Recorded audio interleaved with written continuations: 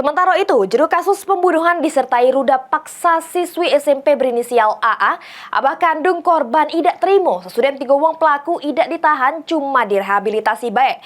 Sedangkan yang ditahan cuma siko. Abah kandung meminta keadilan pada kepolisian. Pasca ditangkapnya keempat pelaku pembunuhan disertai ruda paksa siswi SMP berinisial AA, polisi cuma menahan sikok tersangka bae berinisial IS, sedangkan 3 tersangka lainnya berinisial MZ tidak ditahan cuma direhabilitasi bae. Dapat kabar tersebut, abah kandung korban, Safarudin, tidak terima dengan keputusan tersebut. Menurutnya, keempat tersangka melok terlibat membunuh serta meruda paksa anak kesayangannya. Padahal sebelumnya Ati Safarudin lego pas dapat ke kabar aman polisi berhasil mengungkap kasus meninggalnya anak.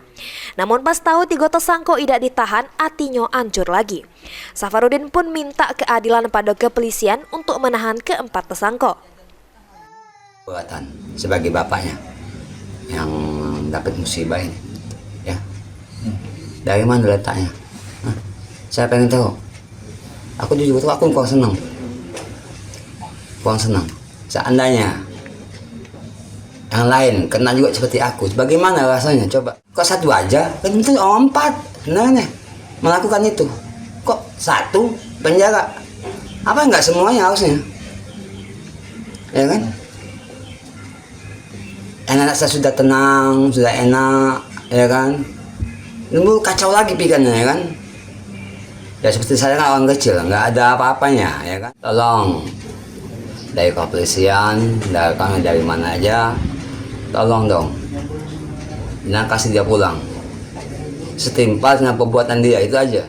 Aman ketiga tersangka tersebut tidak juga ditahanian oleh polisi. Safarudin pun bakal meminta keadilan ke Mabes Polri.